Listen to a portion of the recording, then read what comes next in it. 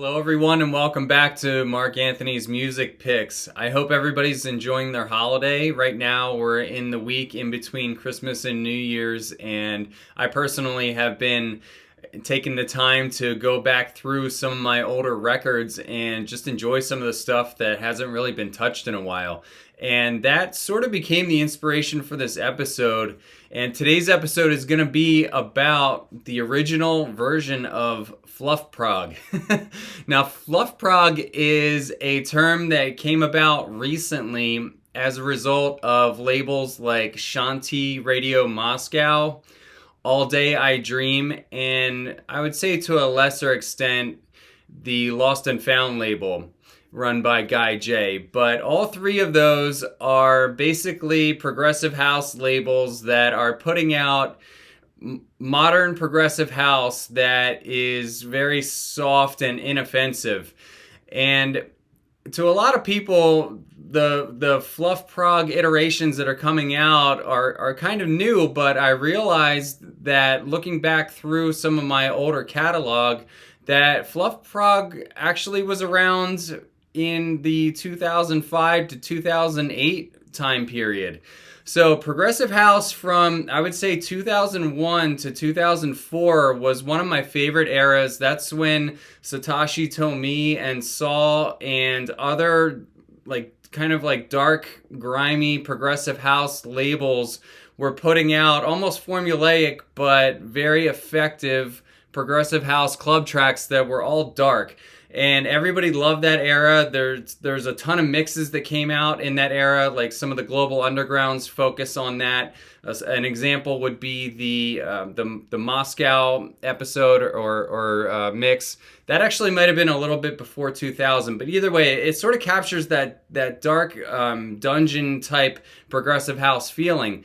But something happened in 2004, 2005 that sort of shifted the tectonic plates in dance music, and I would say it was when electro came onto the scene. And the first popular electro track that I remember hearing people buzzing about and talking about on forums and hearing out at the club was the Drop the Pressure track by Milo. And it seemed like that was I'm not saying it was the gateway for other producers, but it seemed like that on a timeline is when music transitioned away from where it had been stuck and sort of just churning and not really changing. It was like a major shift. And the electro era, man, I'm glad it's over. There were a couple of really good producers in that era. Maybe Trentemøller was probably the only guy that in hindsight pulled it off with style and elegance. And the rest of those, if you were buying electro vinyl in 2005, 2006, and 2007, you probably threw them all away because it was just, oh my gosh, it was such an abomination of a genre. And at the same time, minimal house had sort of taken over techno. And by the time we got to 2007 and 2008, it just seemed like music had completely lost its way. And really, progressive house was completely lost, in my opinion. If you look back through the Bedrock catalog, Bedrock was really strong up until about 2004, 2005. And then it just started to get really weird. But out of that era, in 2007 and 2008 specifically, there was a type of progressive house that came out that still has stuck around with me and stayed on my shelf through all these years. Records that I developed an emotional attachment to and I still feel very fond of. And I think the mix CD that brought all of that out, and the mix CD that sort of encapsulates all of that beautiful early fluffiness, is John Digweed's Transition CD that came out in 2005.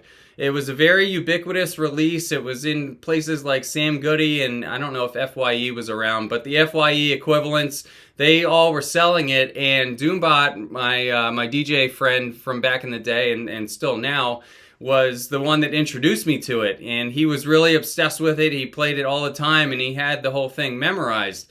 And there are a couple of tracks that I'm going to talk about in this episode that are from that mix, and some that are just from the same era but with a similar vibe.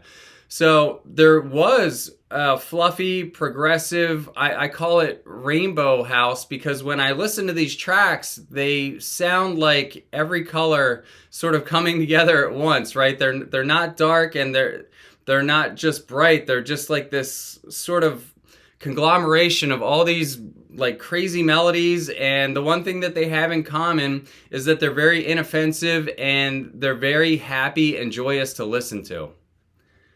The first track that I want to review for you today is, as I said, from the Digweed Transitions mix.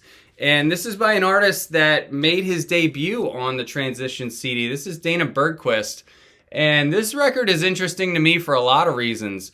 If you listen to it, if you listen to the drums and just the overall vibe that this has, if you just remove the melody and listen to it, it sounds like something that Maceo Plex would have made. If you look at Maceo Plex's breakout releases on Crosstown, like Can't Leave You and the Vibe Your Love EP, there's a disco, like retro 80s feel to the sounds and the drums that are used in it. And Dana Bergquist kind of was capitalizing on that sound with his first release before Maceo did a release that broke out.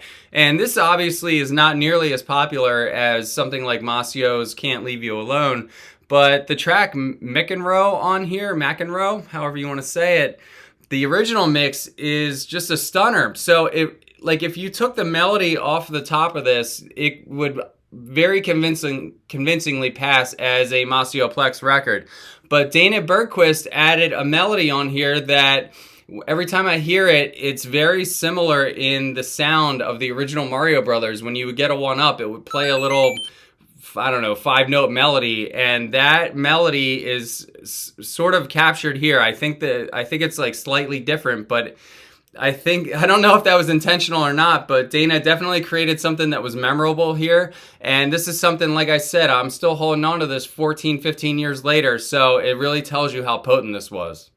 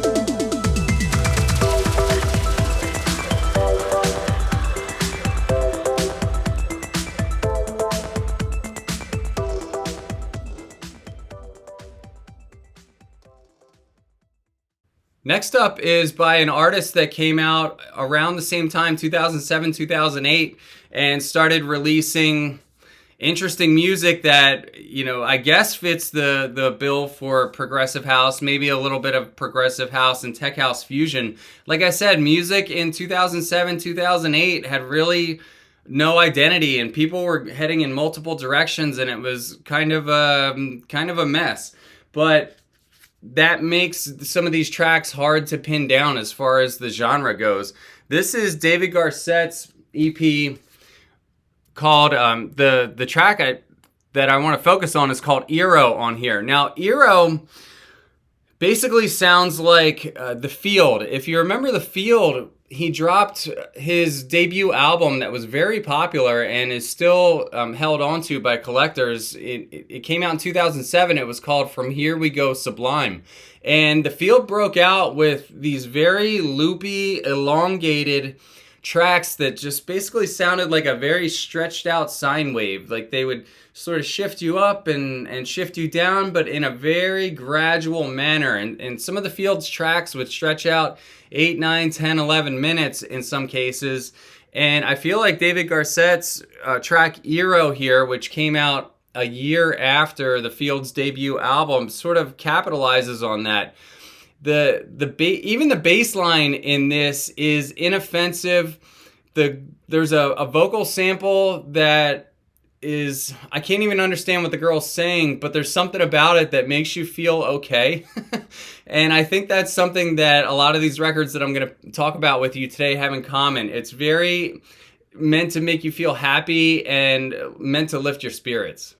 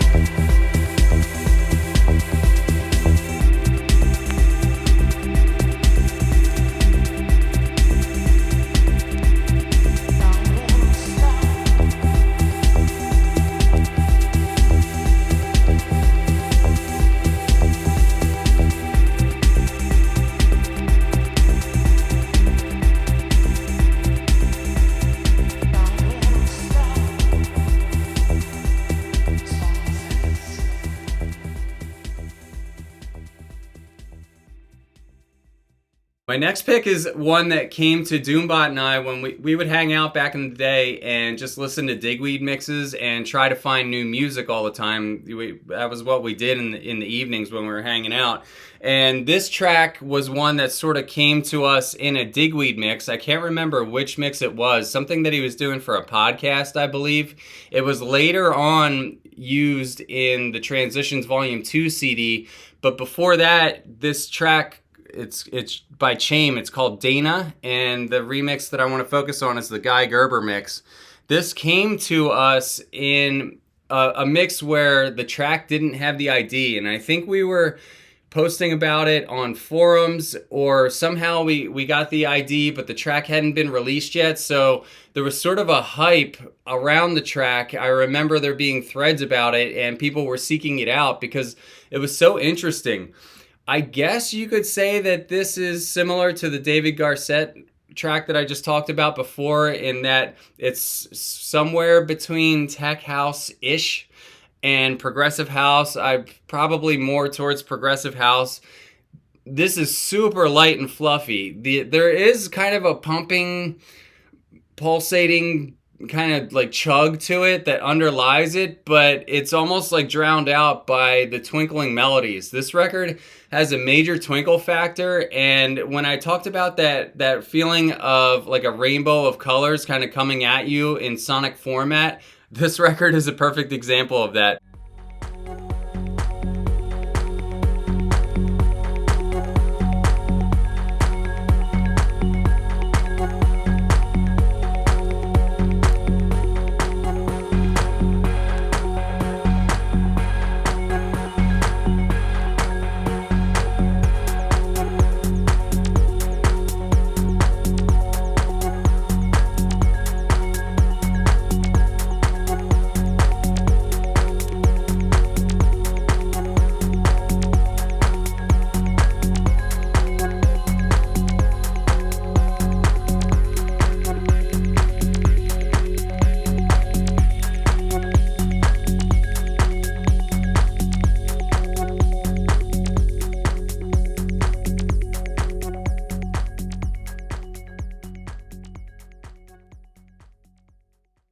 And continuing on with the theme of Guy Gerber did a single release as this alias here. This is his on-spec alias. Now, on-spec in the music industry means it's basically used to describe the conditions under which you would make a remix, right? So on-spec would be to the demands of the record label. So I guess he just used that as like a cool alias.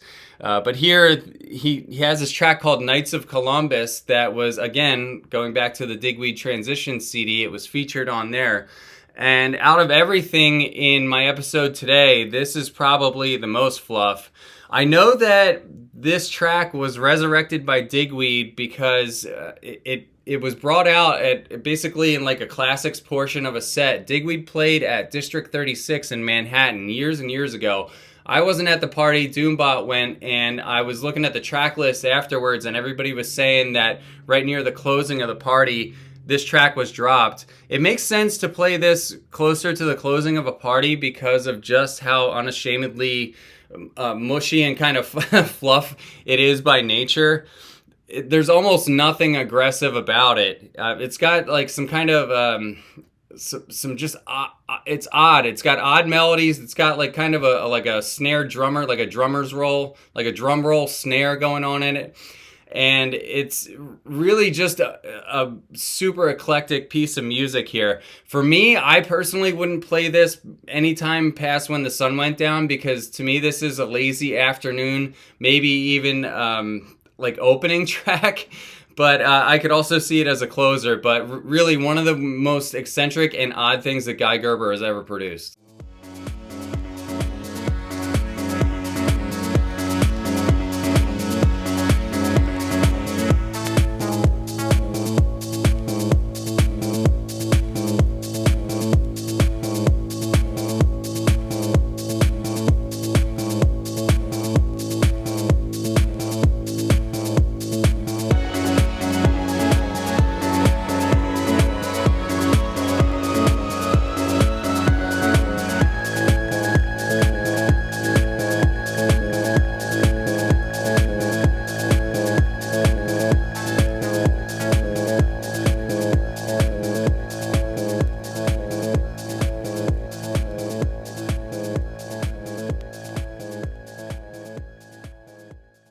And finally, to close out the episode today, my last pick for you is, man, I don't even know if people might disagree with me and say that this isn't progressive house at all. Tough call. This is Gui Boratto's Chromophobia album, and the track on here, the only one that I care about, the reason that I bought it, is Beautiful Life.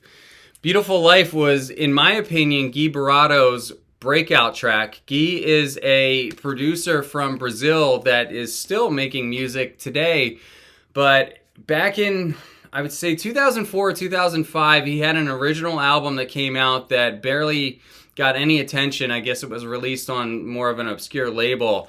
But when Chromophobia came out in 2007, this blew him up. I mean, he was playing gigs everywhere. I went with Doombot and a group of friends to see Gui at a place called Woody's in Philadelphia, and the party was great. I think Gui played like a 3-hour set, the culmination of which had Beautiful Life in it. And that was the first time that I heard it. It has the vocal is very kind of like fun and energetic, and it's just like a celebration song. And the factor or the piece of the track that always got me was the 3 steps up and then 1 step down, 1 big step down. So it's like 3 up, the synth moves up 3 and then resets, and then it climbs up again. So it just sort of has this perpetual feeling of building. Now, I don't know if Gui Boratto honestly ever like topped Beautiful Life, because it was like this masterpiece that he made. I know a lot of people have high regard for his subsequent albums that came out on some of the bigger labels, but for me, it all started and ended with Beautiful Life.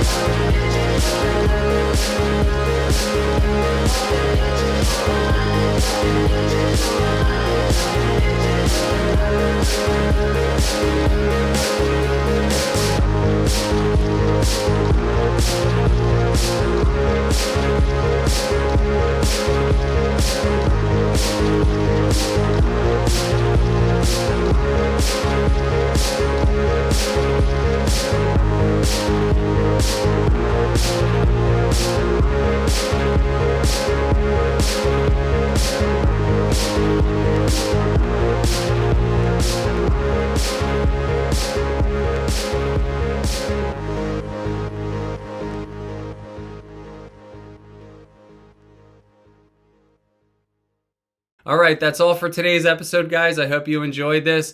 Feel free to make OG Fluff Prog recommendations down below in the comments section. Anything from 2006 to 2008 might be fair game. And be safe out there between now and New Year's, and I'll see you guys next week. Take care.